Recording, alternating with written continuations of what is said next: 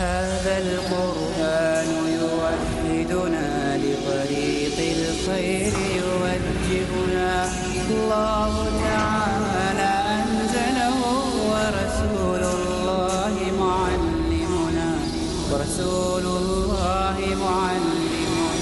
هذا القرآن يوحدنا لطريق الخير يوجهنا الله تعالى أنزله ورسول الله معلمنا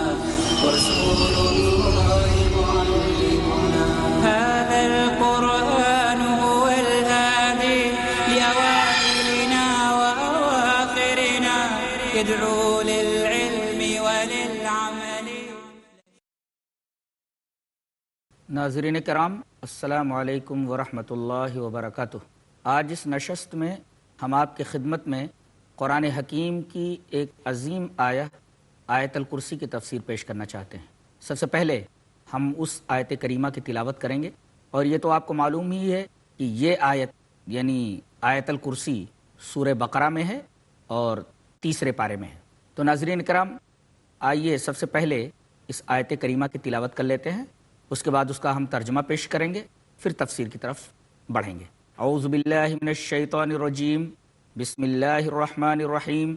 اللہ لا الہ الا ہو الحی القیوم لا تأخذہ سنة ولا نوم له ما في السماوات وما في الأرض من ذا الذي يشفع عنده إلا بإذنه يعلم ما بين أيديهم وما خلفهم ولا يحيطون بشيء من علمه إلا بما شاء وسع كرسيه السماوات والأرض ولا يؤوده حفظهما وهو العلي العظيم.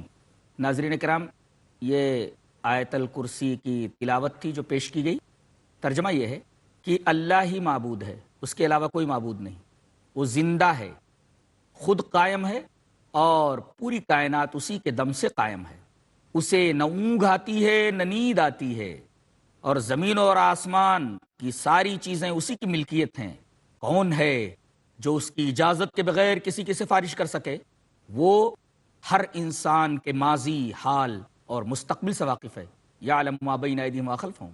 انسان اس کے علم کا احاطہ نہیں کر سکتا، اس لیے کہ اس کو علم جو ملا ہے اتنا ہی ملا ہے جو اللہ نے چاہا. اور اس کی کرسی آسمان اور زمین کو گھیرے ہوئے ہے. زمین اور آسمان کی حفاظت اس کے اوپر گرا نہیں، اور وہ بلند ہے، عظمت والا ہے. ناظرین کرام، اس آیت کریمہ کی تلاوت اور ترجمے کے بعد اب ہم اس کی تفسیر کی طرف بڑھتے ہیں. سب سے پہلے اس آیت کریمہ کی فضیلت چند احادیث کی روشنی میں جان لیتے ہیں. سب سے پہلی حدیث جسے امام مسلم رحمۃ اللہ علیہ کتاب و فضائل القرآن کے اندر لائے ہیں وہ پیش کر دیتا ہوں. حدیث اس طرح: وعن ابی بن کعب رضی اللہ تعالی عنہ قال قال رسول اللہ صلی اللہ علیہ وسلم یا ابا المنذر اتدری ای آیات من القرآن معک اعظم؟ قال قلت اللہ ورسولہ اعلم. قال اتدری ای آیت من القرآن معک اعظم؟ قال قلت اللہ لا الہ الا هو الحی القیوم. قال فضرب فی صدری وقال لیہنک العلم ابا المنذر. رواہ مسلم فی کتاب فضائل القرآن. حضرت ابی بن کعب رضی اللہ تعالیٰ عنہ فرماتے ہیں کہ رسول اللہ صلی اللہ علیہ وسلم نے ایک دفعہ مجھ سے یہ کہا: اے ابو منذر، کیا تجھے معلوم ہے کہ قرآن حکیم کی کون کون سی آیات بہت زیادہ عظیم ہیں؟ میں نے کہا کہ اللہ اور اس کے رسول زیادہ جانتے ہیں، اس لیے کہ کون کون سی آیتیں اس کا علم مجھے نہیں تھا. لیکن جب آپ نے پھر یہ پوچھا کہ اچھا یہ بتاؤ کہ کون سی آیت سب سے زیادہ عظیم ہے، تو میں نے فوراً جواب دیا کہ قرآن حکیم کی سب سے عظیم آیت اللہ لا الہ الا هو الحی القیوم یعنی آیت الکرسی ہے. نبی کریم صلی اللہ علیہ وسلم نے ان کے اس جواب کے اوپر ان کے سینے کو تھپ تھپایا، سینے پر ہاتھ مارا اور یہ فرمایا: تیرا علم تجھے مبارک ہو اے ابو المنذر. اس حدیث پاک سے یہ معلوم ہوا کہ قرآن حکیم کی سب سے عظیم آیت، اعظم آیات آیت الکرسی ہے. ایک اور حدیث آپ کے سامنے اس آیت کریمہ کی فضیلت میں پیش کر دینا مناسب سمجھتا ہوں. حدیث اس طرح: وعن ابی ہریرہ رضی اللہ تعالی عنہ قال وکلنی رسول اللہ صلی اللہ علیہ وسلم بحفظ زکاة رمضان فاتانی آت فجعل یحسو من الطعام فاخذته فقلت لا ارفعنک الى رسول اللہ صلی اللہ علیہ وسلم فذكر الحديث فقال اذا اويت الى فراشك فقرأ آیت الکرسی لن یزال علیک من اللہ حافظ ولا یقربک شیطان حتی تصبح فقال النبی صلی اللہ علیہ وسلم صدقک وهو کذوب ذاک شیطان رواہ البخاری فی کتاب بدء الخلق۔ حضرت امام بخاری رحمۃ اللہ علیہ اس حدیث پاک کو ایسے کتاب بدء الخلق کے اندر لائے ہیں، راوی حضرت ابو ہریرہ رضی اللہ تعالیٰ عنہ ہیں۔ حضرت ابو ہریرہ رضی اللہ تعالیٰ عنہ فرماتے ہیں کہ رمضان کے مہینے میں جو زکوٰۃ کے مال جمع ہو رہے تھے ان کے اوپر اللہ کے رسول نے مجھے نگراں بنا دیا کہ دیکھو کوئی چور ان مالوں میں سے کچھ چرا کر کے نہ لے جائے۔ میں حفاظت کرنے پر مامور کر دیا گیا۔ ایک رات میں نے دیکھا فَأَتَانِي آتٍ، ایک آدمی چپ کے آیا اور فَجَعَلَ يَحْسُ مِنَ الطَّعَامِ، لپ بھر بھر کر کے اپنے تھیلے کے اندر مال ڈالنے لگا۔ فَأَخَذْتُهُ، میں نے اس کو پکڑ لیا۔ فَقُلْتُ، کہا کہ یو تھیف، چور کہیں کا، تجھے شرم نہیں آتی کہ زکوٰۃ کے مال میں سے چوری کر رہا ہے؟ میں تجھے ضرور بھی ضرور نبی کریم صلی اللہ علیہ وسلم کے پاس لے جاؤں گا۔ لَأَرْفَعَنَّكَ إِلَىٰ رسول اللہ صلی اللہ علیہ وسلم۔ اس نے کہا کہ مجھے چھوڑ دو، میں غریب آدمی ہوں، آئندہ ایسی حرکت نہیں کروں گا۔ حضرت ابو ہریرہ رضی اللہ تعالیٰ عنہ نے رحم کھا کر کے اس کو چھوڑ دیا۔ حضرت ابو ہریرہ نے اس بات کا ذکر نبی کریم صلی اللہ علیہ وسلم سے فرمایا۔ نبی نے فرمایا کہ وہ یہ کہہ کر کے گیا کہ نہیں آؤں گا، ضرور آئے گا وہ۔ حضرت ابو ہریرہ کو بڑی حیرت ہوئی، چوکنے ہو کر کے دوسری رات پھر بیٹھے، دیکھا کہ وہ چپ کے آ رہا ہے اور لپ بھر بھر کر کے تھیلے میں ڈالنے لگا۔ حضرت ابو ہریرہ رضی اللہ تعالیٰ نے پھر اسے پکڑا، کہا کہ بیٹا اب تو میرے ہاتھ سے نہیں بچے گا، اب میں ضرور بھی ضرور تجھ کو نبی کریم صلی اللہ علیہ وسلم کے پاس لے کر جا کر ہی رہوں گا۔ پھر رونے لگا، کہا کہ میں کثیر العیال ہوں، بچے بھوکے مر رہے تھے اور اس غریبی اور مفلسی اور تنگ دستی نے مجھے مجبور کیا میں چوری کروں، ورنہ میں چوری کرنے والا شخص نہیں ہوں، ایک بار اور چھوڑ دیجئے۔ حضرت ابو ہریرہ نے ترس کھا کر کے اس کو پھر چھوڑ دیا، اور پھر نبی سے جب تذکرہ کیا تو نبی کریم صلی اللہ علیہ وسلم نے فرمایا وہ اپنی حرکت سے باز نہیں آئے گا، تیسری مرتبہ بھی آئے گا۔ حضرت ابو ہریرہ کو بڑی حیرت ہوئی کہ نبی کریم صلی اللہ علیہ وسلم فرما رہے تیسری مرتبہ بھی آئے گا۔ چاقو چوبند ہو کر کے بیٹھے، دیکھا کہ رات جب کافی گزر گئی، دھیرے دھیرے وہ مال کی طرف بڑھا اور لپ بھر بھر کر کے تھیلے میں ڈالنے لگا۔ اب حضرت ابو ہریرہ رضی اللہ تعالی عنہ کا پیمانہ صبر لبریز ہو گیا۔ انہوں نے اس کو پکڑا اور کہا کہ آج تو میرے ہاتھ سے نہیں بچے گا، یہ تیسری بار تیری ایسی حرکت ہے اور بار بار تو وعدہ کرتا کہ چوری نہیں کروں گا، پھر چوری کرنے کے لیے آ جاتا ہے، اب میں تجھے ضرور بھی ضرور نبی کریم صلی اللہ علیہ وسلم کے پاس لے جاؤں گا۔ اس چور نے یہ کہا اگر میں تمہیں دین کی ایک بات بتا دوں تو کیا تم مجھے چھوڑ دو گے؟ کہا کہ تو چور، یو تھیف، تو دین کی بات مجھے بتائے گا؟ چوری کرتا ہے اور پھر تو کہہ رہا ہے کہ میں دین کی بات تمہیں بتاؤں گا؟ اچھا چلو بتاؤ کیا بتانا چاہتے ہو۔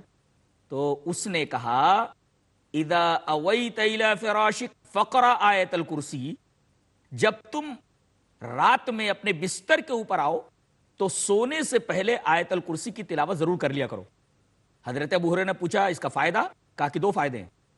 لن یزال علیک من اللہ حافظ، اللہ تبارک و تعالی اس آیت کریمہ کے پڑھنے کی وجہ سے تیرے اوپر ایک حفاظت کرنے والا مقرر کر دے گا اور وہ تیری حفاظت کرے گا، ایک فائدہ تو یہ۔ اور دوسرا فائدہ یہ ہے کہ ولا یقربک شیطان حتی تصبح، کوئی شیطان صبح تک تیرے قریب نہیں آئے گا۔ اگر تو نے سوتے وقت یہ آیت کریمہ پڑھ لی آیت الکرسی تو صبح تک کوئی شیطان تیرے قریب نہیں آئے گا۔ حضرت ابو ہریرہ رضی اللہ تعالی عنہ نے اس کو چھوڑ دیا۔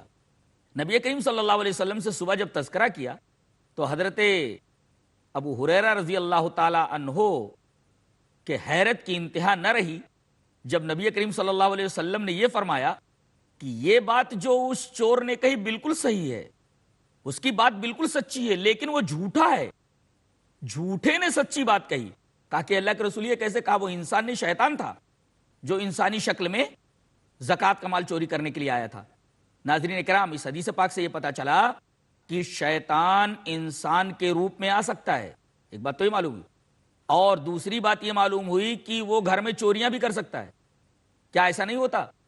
لوگ گھر میں گناہوں کے آلات اور اسی طریقے سے دین اسلام سے بیزاری اور دوری کا ماحول بنائے رہتے ہیں، نتیجہ یہ ہوتا ہے کہ شیطان ان کے گھر میں در آتا ہے، اور جب برکتیں ختم ہو جاتی ہیں تو ادھر ادھر دوڑتے پھرتے ہیں کہ کس طریقے سے گھر کی اس بے برکتی کو ختم کیا جائے، علاج کہاں ہے اور ڈھونڈتے کہاں ہیں۔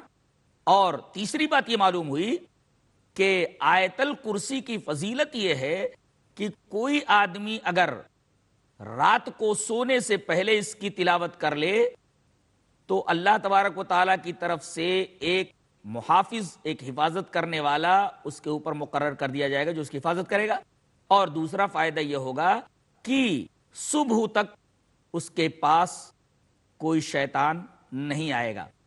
اور سب سے اہم بات یہ معلوم ہوئی کہ کوئی شخص دین کے نام پر کوئی بات سنے، چاہے کسی عالم نے کہا ہو، کسی مولوی نے کہا ہو، کسی پیر یا فقیر نے کہا ہو، بڑی سے بڑی شخصیت نے کہا ہو، بات کو سننے کے بعد اس کی تحقیق کر لے کہ یہ جو بات دین کے نام پر کہی گئی ہے کیا قرآن اور حدیث سے ثابت ہے؟ اگر قرآن و حدیث سے ثابت ہے تو لے لے، اور اگر قرآن و حدیث سے ثابت نہیں ہے تو اس کو چھوڑ دے۔ ناظرین کرام، یہاں وقت ہو گیا ہے ایک چھوٹے سے بریک کا، تھوڑی دیر کے بعد انشاءاللہ ہم پھر آپ کی خدمت میں حاضر ہوتے ہیں۔ ناظرین کرام، السلام علیکم ورحمۃ اللہ وبرکاتہ۔ آیت الکرسی کی تفسیر جاری ہے۔ ہم نے اس سے پہلے اس آیت کریمہ کی تلاوت آپ کے سامنے پیش کی، ترجمہ پیش کیا، اور فضیلت پر 2 احادیث آپ کے سامنے پیش کی۔ اب ہم اس آیت کریمہ کی تفسیر کی طرف آتے ہیں۔ غور کیا جائے تو اس پوری آیت کے اندر 10 جملے ہیں، یعنی 10 سینٹنسز، 10 جملے ہیں۔ اور حیرت کی بات تو یہ ہے کہ پہلا جملہ دعویٰ ہے اور بعد کے جو 9 جملے ہیں وہ اسی دعوے کی دلیل ہیں۔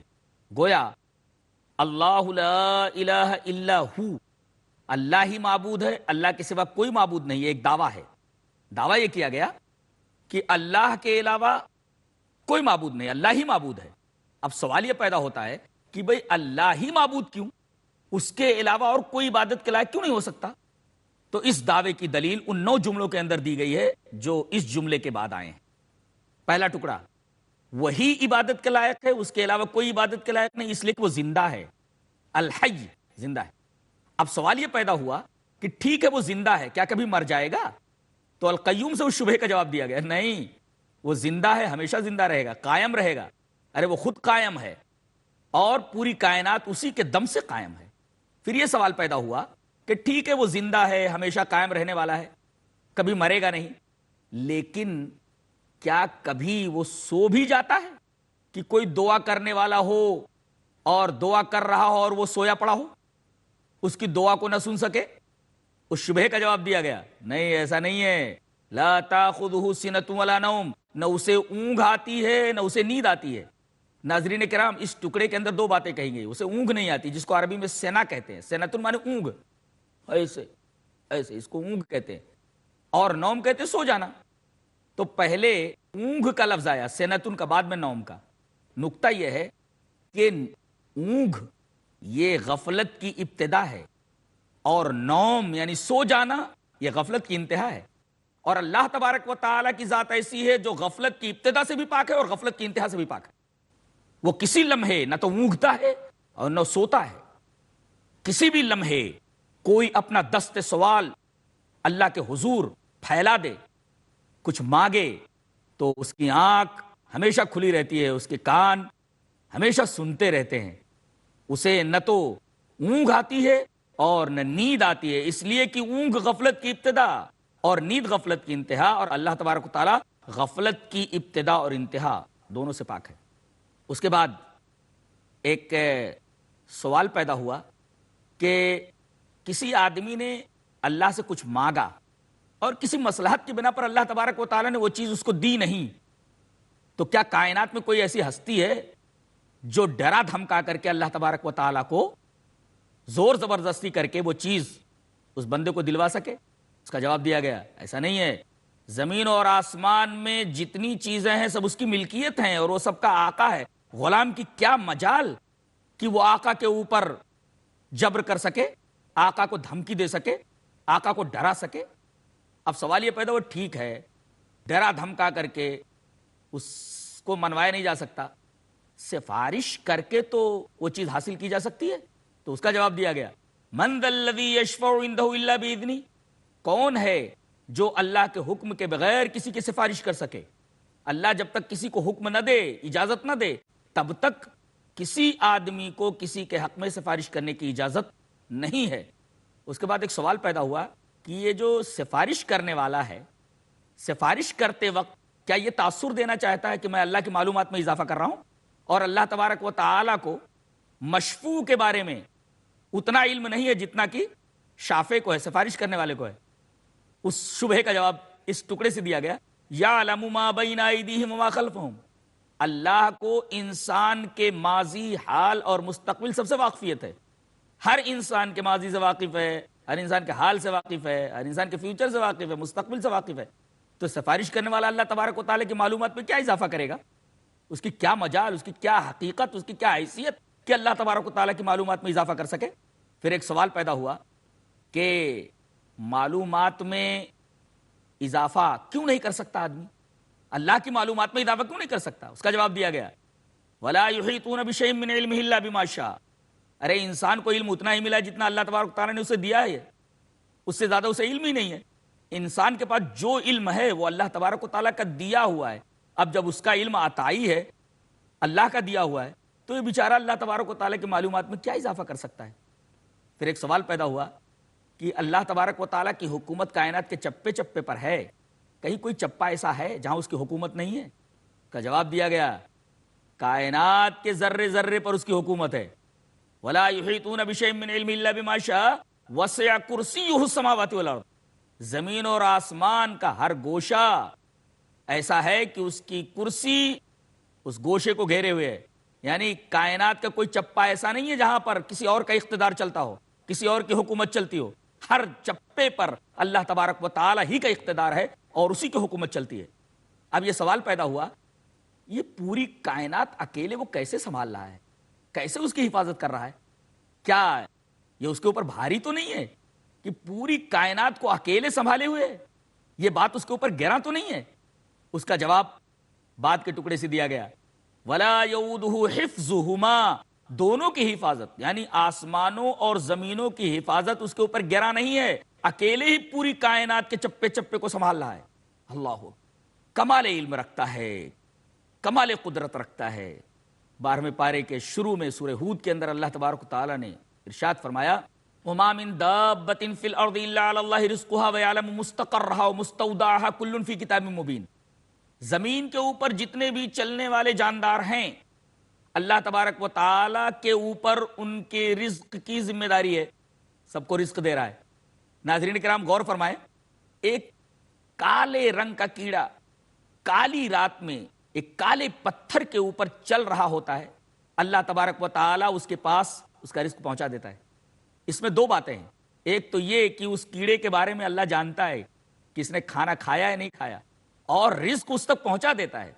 اس کا مطلب یہ ہوا کہ اس کیڑے کے بارے میں علم رکھنا یہ اس کے کمال علم کی دلیل ہے، اور اس تک روزی پہنچا دینا یہ اس کے کمال قدرت کی دلیل ہے۔ تو اللہ تبارک و تعالیٰ کمال علم سے متصف ہے اور کمال قدرت سے بھی متصف ہے۔ ساتھ ساتھ اللہ تبارک و تعالیٰ نے یہ بھی ارشاد فرمایا، وَيَعْلَمُ مُسْتَقَرَّهَا وَمُسْتَوْدَعَهَا، یہ کہاں زندگی کے اکثر ایام گزارے گا اور کہاں یہ دفن ہوگا۔ بہت سارے لوگ زندگی بھر گاؤں میں رہتے ہیں، بیمار ہوئے بمبئی آ گئے یا کسی شہر میں آ گئے، وہیں ان کا انتقال ہو گیا۔ ان کے خواب و خیال میں بھی یہ نہیں رہتا ہوگا کہ زندگی بھر ہم جس گاؤں میں رہے اس گاؤں کے قبرستان میں ان کو دفن نہیں کیا جائے گا، بلکہ وہ کہیں اور دفن کیے جائیں گے۔ اللہ تبارک و تعالی یہ فرما رہا ہے کہ انسان یا جاندار کی اکثر مدت زندگی کی کہاں گزرے گی اور کہاں اس کا مدفن ہوگا، اللہ تبارک و تعالی کو یہ بھی معلوم ہے۔ وَلَا يَؤُودُهُ حِفْظُهُمَا، زمین اور آسمان کی حفاظت اس کے اوپر گراں نہیں ہے، وہ اکیلا ہی پوری کائنات کو سنبھال رہا ہے۔ اور آخری ٹکڑا اللہ تبارک و تعالیٰ کی دو صفتوں کے ساتھ ہے، یعنی اس آیت کریمہ کا اختتام اللہ تبارک و تعالیٰ کی دو عظیم صفتوں کے اوپر ہو رہا ہے۔ وہ عظیم صفتیں ہیں العلی اور العظیم۔ یہ دو صفتیں ہیں۔ علی کا لفظ علو سے بنا ہے اور عظیم کا لفظ عظمت سے بنا ہے۔ علو کے اندر عظمت سے زیادہ بلندی ہوتی ہے، اس میں بلندی کا لحاظ زیادہ کیا جاتا ہے۔ اصل میں عربی میں 3 الفاظ ہیں، ایک ہے کبریائی اور ایک ہے عظمت اور ایک ہے علو۔ کبریائی کے اندر بڑائی کا مفہوم زیادہ پایا جاتا ہے، اس کے مقابلے میں علو کے اندر بڑائی کا مفہوم کم پایا جاتا ہے۔ دونوں کے اندر بڑائی کا مفہوم ہے، لیکن کبریائی کے اندر بڑائی کا مفہوم زیادہ ہے بالمقابل علو کے۔ اور کبریائی اور عظمت میں فرق یہ ہے، اللہ کے رسول صلی اللہ علیہ وسلم کی ایک حدیث کے اندر یہ بیان فرمایا گیا ہے کہ اللہ تبارک و تعالیٰ نے فرمایا کہ الکبریاء ردائی والعظمت ازاری فمن نازعنی واحدا منہما قذفت فی النار، کہ کبریائی یہ میری چادر ہے اور عظمت یہ میرا ازار ہے، ان میں سے کسی ایک کے اندر بھی اگر کوئی میری برابری کرنے کی کوشش کرے گا تو میں اس کو جہنم میں پھینک دوں گا۔ ناظرین کرام غور فرمائیں، یہاں کبریائی کو چادر کہا گیا ہے اور عظمت کو ازار کہا گیا ہے، اور آپ کو معلوم ہے کہ چادر اوپر رہتی ہے بدن کے اوپر اور ازار نیچے ہوتا ہے۔ اس سے یہ پتا چلا کہ کبریائی کے اندر بالمقابل عظمت کے بڑائی زیادہ ہے۔ خلاصہ یہ کہ یہ آیت کریمہ انتہائی عظیم الشان ہے، اور اللہ تبارک و تعالی نے اپنے معبود ہونے کا جو دعویٰ کیا ہے اس دعوے پر 9 دلیلیں پیش کر کے یہ ثابت کر دیا ہے کہ اس کائنات میں اللہ ہی عبادت کے لائق ہے، اس کے علاوہ کوئی عبادت کے لائق نہیں ہے۔ ناظرین اکرام، آیت الکرسی کے اوپر بحث کا اختتام ہم یہیں پر کرتے ہیں۔ انشاءاللہ اگلے ایپیسوڈ کے اندر پھر آپ سے ملاقات ہوگی انشاءاللہ، تب تک کے لیے اجازت دیں۔ السلام علیکم ورحمۃ اللہ وبرکاتہ۔ هذا القرآن يوحدنا لطريق الخير يوجهنا، الله تعالى أنزله ورسول الله معلمنا، هذا القرآن يوحدنا لطريق الخير يوجهنا، الله تعالى أنزله ورسول الله معلمنا، هذا القرآن هو الهادي لأوائلنا وأواخرنا، يدعو للعلم